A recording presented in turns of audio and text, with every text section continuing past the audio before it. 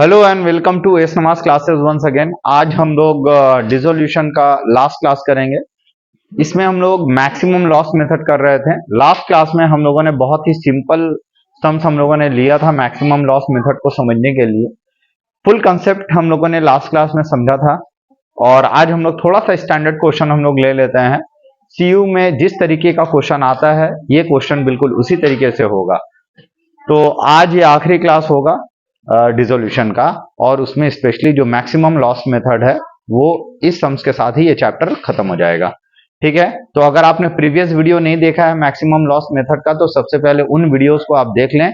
ये वीडियो उसके बाद देखिएगा तो ज्यादा समझ में आएगा। आइए शुरू करते हैं। एक स्टैंडर्ड सम्स हम लोग यहाँ पे लेंगे।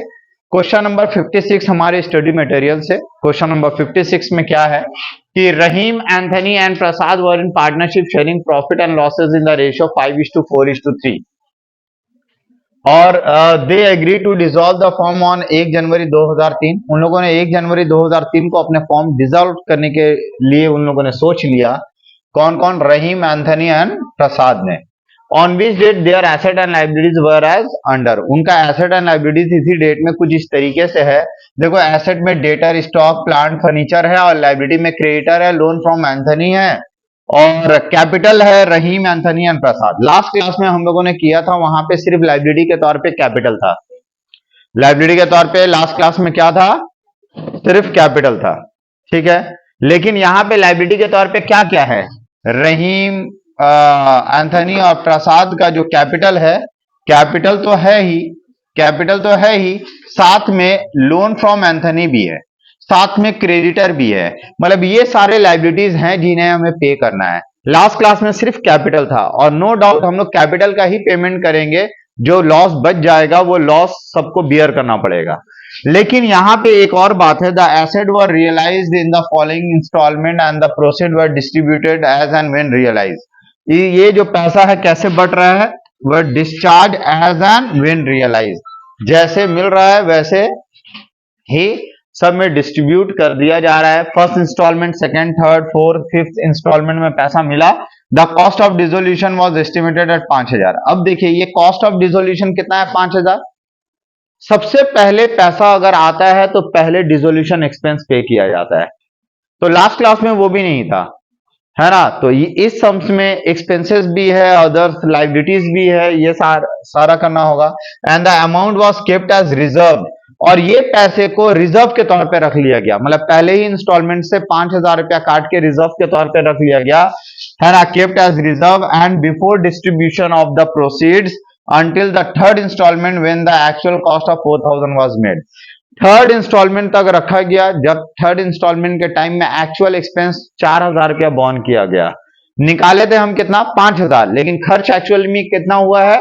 4000। तो 1000 जो सरप्लस बच रहा है वो उसमें ऐड बैक हो जाएगा, ऐड हो जाएगा। तो थर्ड इंस्टॉलमेंट में 1000 रुपया ऐड करोगे। Prepare a statement showing the distribution on each instalment realise. हर एक इंस्टॉलमेंट में जो रियलाइज होगा डिस्ट्रीब्यूशन ऑफ कैश आपको बोला है। तो भैया ये तो दो मेथड होता है, एक होता है पीसमिल मेथड और एक होता है मैक्सिमम लॉस मेथड। तो सम्स को पढ़ने के बाद आप क्या फैसला लोगे? पीसमिल मेथड से करना है या मैक्सिमम लॉस मेथड से करना है? कैसे करना है आप बोलो।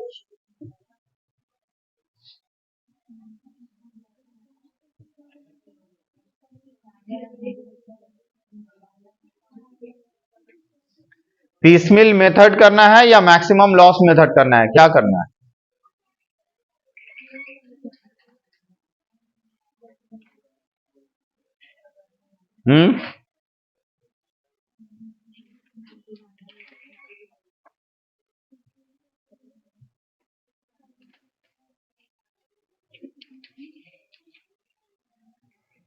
आप ये देख के बोलिए, ये सम्स पढ़ने के बाद आपको क्या लग रहा है? पीस मिल मेथड हम लोग कब अप्लाई करते हैं? When all partners are solvent, जब सारे पार्टनर सॉल्वेंट है। और मैक्सिमम लॉस मेथड कब हम लोग अप्लाई करते हैं? हाँ हाँ, जब कोई एक इंसॉल्वेंट हो, कोई भी एक या उससे ज्यादा अगर इंसॉल्वेंट हो तो क्या यूज करते हैं? Maximum loss method. ये सम्स पढ़कर क्या समझ में आया? कोई भी पार्टनर इंसॉल्वेंट है ऐसा बोला भी तो नहीं है ऑल पार्टनर्स आर सॉल्वेंट। हमें तो ये नहीं बोला है कि ऑल पार्टनर्स आर सॉल्वेंट। हाँ, तो हम लोग कैसे मान लेंगे कि सारे पार्टनर सॉल्वेंट है या नहीं है, इंसॉल्वेंट है या नहीं है? हाँ, कैपिटल से पता नहीं लगाया जा सकता। कैपिटल क्रेडिट बैलेंस है, उससे कोई फर्क नहीं पड़ता है। सॉल्वेंट इंसॉल्वेंट से इससे कोई फर्क नहीं पड़ता है। अब सुनिए बात, इस सम्स में दिया नहीं है, नहीं देगा तो हम लोग मान लेंगे कि all partners are solvent, piecemeal method होना चाहिए। लेकिन ये एक अच्छा सम्स है, और कोई सम्स हमें नहीं मिल रहा था, तो हम लोगों ने इसी सम्स को अगर मान लो कि यहां लिख देता कि maximum loss method is to be use, या बोल देता कि कोई एक पार्टनर इंसॉल्वेंट हो गया, तो अच्छा सम्स है, इसलिए इस सम्स को हम लोग मैक्सिमम लॉस मेथड से कर रहे हैं। ठीक है, लेकिन होगा किससे? पीसमिल मेथड ही अप्लाई होगा। तो हम लोग यहां पे एक लाइन हम लोग लिख देते हैं कि maximum loss method is to be used. ठीक है, ये सम्स सिखाने के लिए काफी अच्छा सम्स है, जिसमें कि हम लोग मैक्सिमम लॉस मेथड सीख सकते हैं। क्लियर?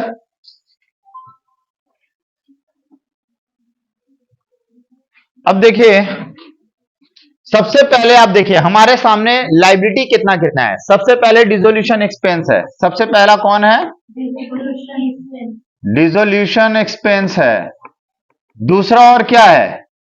दूसरा जो है ना, एंथनीज लोन है, या आप बोले तो क्रेडिटर को पहले देना है, क्रेडिटर को पहले देना है 3 नंबर, उसके बाद किसे देना है? Anthony's loan. अब उसके बाद पार्टनर का कैपिटल आएगा ना, उसके बाद पार्टनर का कैपिटल आएगा। तो पहले ये पेमेंट करने के लिए, है ना, हम लोगों को पहले अमाउंट ड्यू जिनका जिनका है, पहले वो एक स्टेटमेंट हम लोगों को अलग से निकालना होगा कि अभी अमाउंट ड्यू किनका किनका है, कैसे कैसे है। ठीक है, कैपिटल के अलावा अदर्स लायबिलिटी पेमेंट करने के बाद कितना अवेलेबल कैश बैलेंस है, तो पहला नोट हमें वही करना होगा, या ए नंबर में statement showing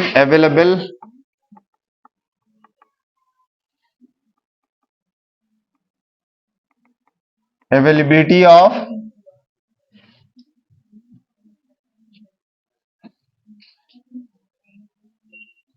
statement showing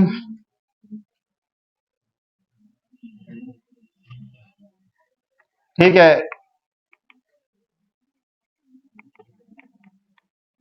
availability of cash. ठीक है, तो हमारे सामने लाइबिलिटीज क्या क्या है? सबसे पहले आप अमाउंट लिख लो, उसके बाद आप क्रेडिटर लिख लो, उसके बाद एंथनीज लोन लिख लो।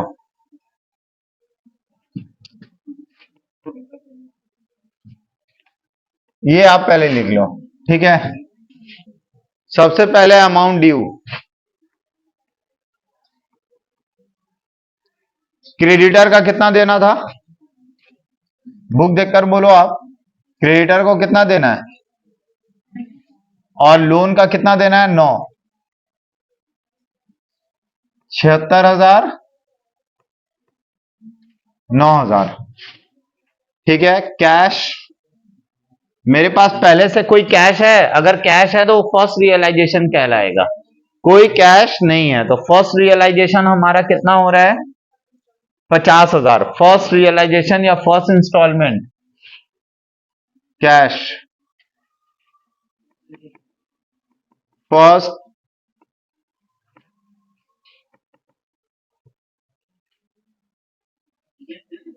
फर्स्ट इंस्टॉलमेंट कैश कितना है? 50,000 है। ठीक है,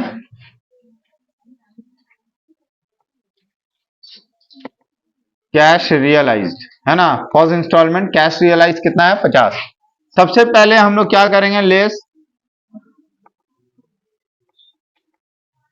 रियलाइजेशन एक्सपेंस कितना पे करेंगे? 5,000। हमें बोला है ना कि 5,000 रुपया रियलाइजेशन एक्सपेंस पहले रिजर्व करके रख देंगे, फिर तीसरे इंस्टॉलमेंट में पता चला ये 4,000 हुआ, तो पहले 5,000 निकाल के रख देना है आपको। बचा कितना? 45,000, इससे लेस क्रेडिटर, आप क्रेडिटर को पेमेंट कर दो। पूरा 45 चला जाएगा क्रेडिटर को, 76 में से 45 चला गया, बचेगा कितना? 31,000 अभी मेरे पास है। उसके बाद हम लोग क्या करेंगे? सेकेंड इंस्टॉलमेंट या रियलाइजेशन,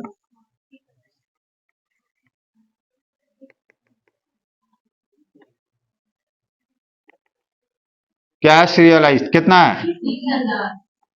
30 लेस, फिर से क्रेडिटर ही को पेमेंट करना है।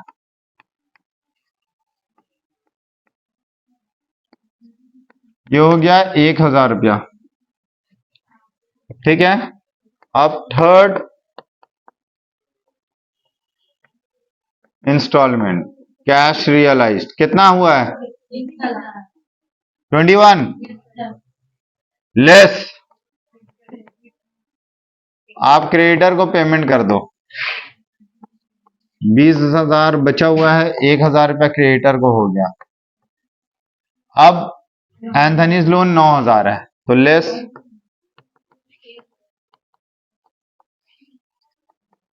एंथनीज लोन कितना है?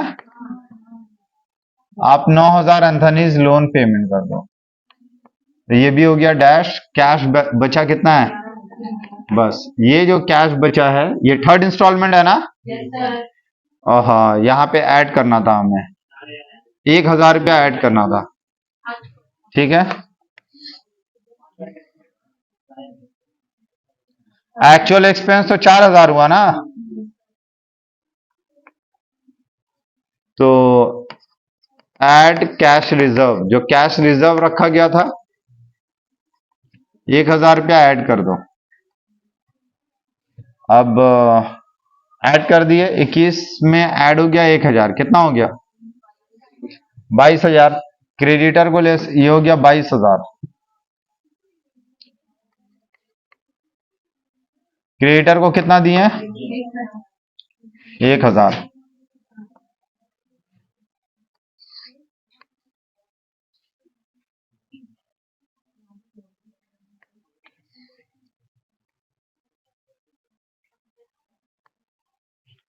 सुनो, हम लोगों ने क्रेडिटर को 1,000 पे किया, और तो 1,000 पे करने के बाद कितना बचा? 21,000। 21,000 से 9,000 हमने पे किया, कितना बचा?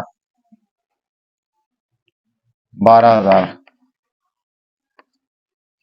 तो 12,000 का थर्ड इंस्टॉलमेंट से कैश बचा हुआ है। कितना बचा हुआ है? अब मेरा थर्ड इंस्टॉलमेंट से पैसा बचा हुआ है, अब हम कैपिटल को पेमेंट आराम से कर सकते हैं। नेक्स्ट नंबर बी,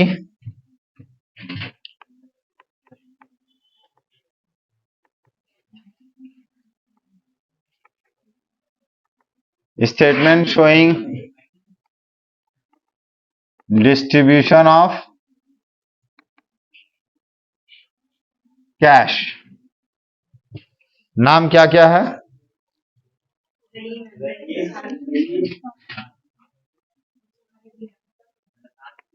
रहीम,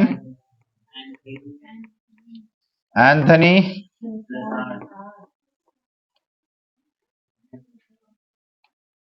प्रसाद। अमाउंट ड्यू कितना देना है इन्हें? कैपिटल अकाउंट में चेक कर लो, 1,20,000, 90 और 60।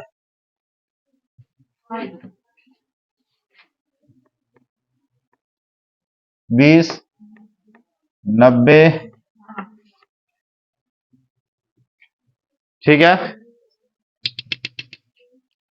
1,20,000, 90,000 और 60,000 रुपया ये अमाउंट ड्यू है। अब हम लोग डिस्ट्रीब्यूशन करेंगे। अच्छा, एक टोटल का कॉलम करते हैं, अमाउंट का एक टोटल का कॉलम कर लेते हैं ना।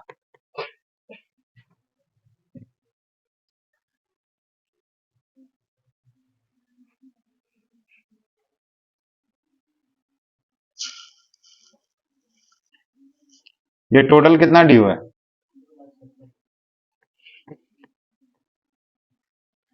पहला अभी मेरे पास फर्स्ट रियलाइजेशन कितने का है, मतलब थर्ड रियलाइजेशन जो बचा हुआ है ना 12,000, अभी समझ लो कि 12,000 ही मिला है। तो आप यहां लिखोगे डिस्ट्रीब्यूशन ऑफ कैश रुपीज 12,000। ठीक है, अब मान लेते हैं मैक्सिमम लॉस कितना होगा on the condition that 12,000 is the last realisation. अगर मान लेते हैं कि 12,000 लास्ट रियलाइजेशन है, इसके बाद कोई रियलाइजेशन होने वाला नहीं है, तो इसका मतलब क्या है, maximum loss on the and assumptions that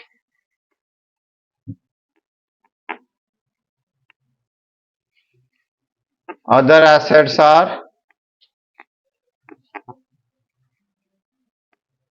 worthless. सारा एसेट क्या है, वर्थलेस है। तो 12,000 रुपया डिस्ट्रीब्यूट होगा और मैक्सिमम लॉस जो होगा, तो सुनो, 1,02,70,000 में से 12,000 अगर मिल जाता है तो कितना का मैक्सिमम लॉस होगा, 250। तो लॉस शेयर कर लो 258। क्या रेशियो है इनका बोलो, 5:4:3। ठीक है, 5:4:3। तो 258,000 को 5:4:3 में बांटो।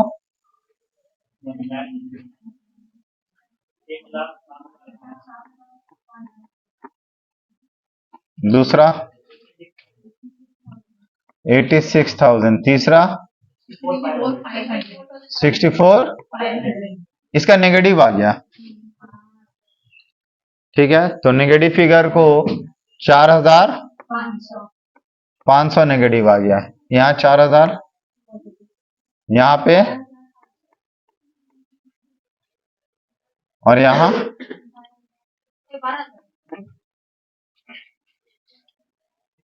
तो देखो जो भी इसका डेफिशिएंसी है, प्रसाद के पास था 60, उसमें लॉस चार्ज किया गया 64,500।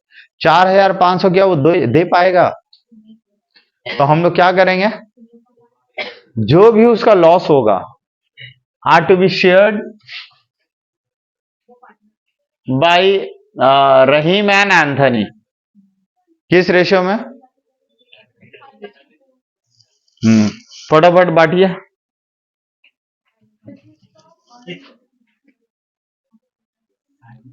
तो जो नेगेटिव आ गया, हमें पता है कि ये जो नेगेटिव फिगर है वो रहीम और एंथनी के बीच में डिवाइड हो जाएगा। तो चलो डिवाइड करो इसको।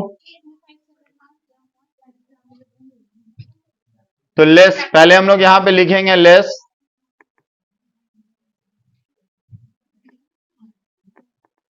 Deficit of Prasad divided by Rahim and Anthony in their capital ratio. जी हाँ, ये कैपिटल रेशियो में जाता है। कैपिटल रेशियो क्या है इनका? 4:3, दैट इज 4:3। तो 4:3 के रेशियो में बांटो, बोलो कितना हो गया। देखो ये बट रहा है ना, ये बढ़ जा रहा है, किसमें किसमें बढ़ेगा, इसमें 2571,1929। तो ये नेगेटिव में जाएगा और इसका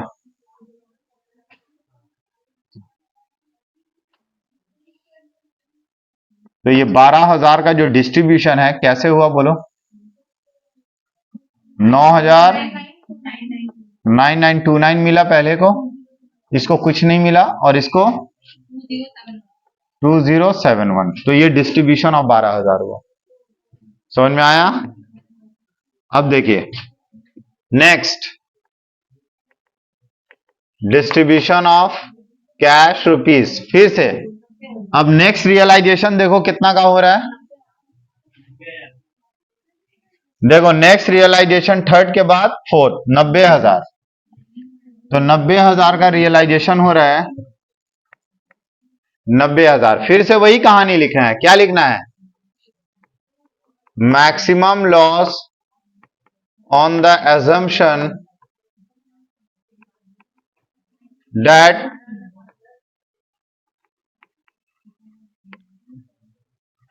other assets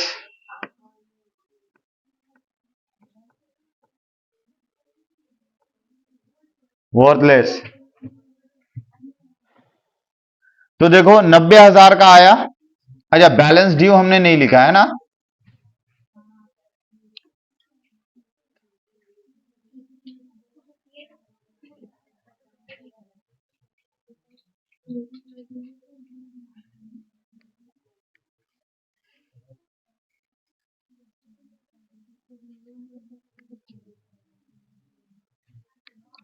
अब सुनिए 2,70,000 ड्यू था, 12,000 बढ़ गया, बैलेंस ड्यू रह गया कितना बोलो? 258,000 रह गया। 1,20,000 में से इसको 9,929 रुपया मिला, बचा कितना? 11,007। अब इसको 90, एंथनी का 90,000 ड्यू था, इसको बटा कितना रुपया? 2071, बच गया कितना?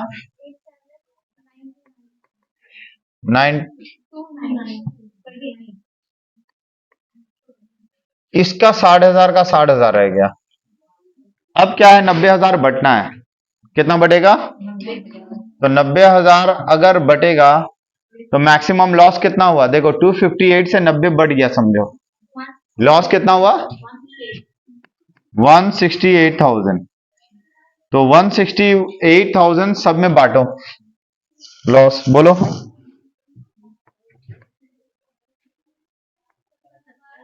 70,000।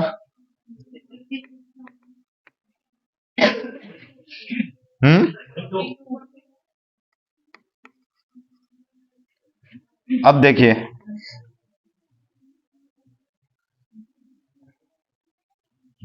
कितना बचा यहां पे?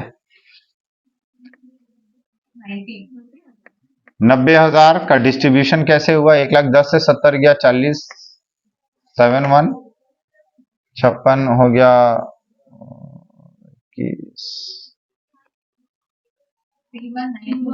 929, और यहां बच गया। तो ये 90,000 का डिस्ट्रीब्यूशन हुआ। तो जब डिस्ट्रीब्यूशन हो गया तो बैलेंस ड्यू कितना बचा? देखो इसको 258,000 देना था, 90 मिल गया, तो 168,000 रह गया। 1,10,071 से 40,071 अगर चला गया तो बैलेंस कितना रह गया? 87 से 56 अगर, सॉरी 31,929 मिल गया तो बचा कितना? यहां पे 42,000। ठीक है, ये बैलेंस ड्यू है। बैलेंस ड्यू के बाद अब हमारे पास लास्ट है, last distribution of cash rupees. Last वाला कितना है?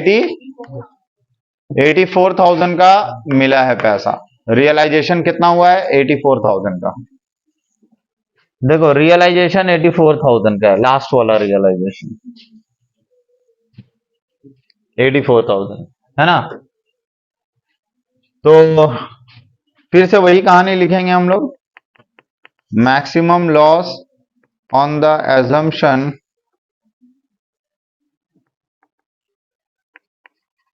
that other assets are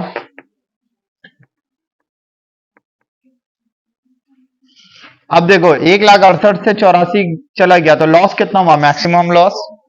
हाँ, अब 84,000 को आप लॉस को बांटो, 35,000, 28,000, 21,000, तो इनका बैलेंस बच गया 84,000। इनका हो गया 35,000, इनका हो गया 28,000। तो ये डिस्ट्रीब्यूशन हो गया, और तो कुछ है नहीं। तो ये लॉस आया, लॉस ऑन रियलाइजेशन सब में इतना इतना बढ़ गया। क्लियर? तो ये था मैक्सिमम लॉस मेथड, ठीक है, एक स्टैंडर्ड सम्स था ये।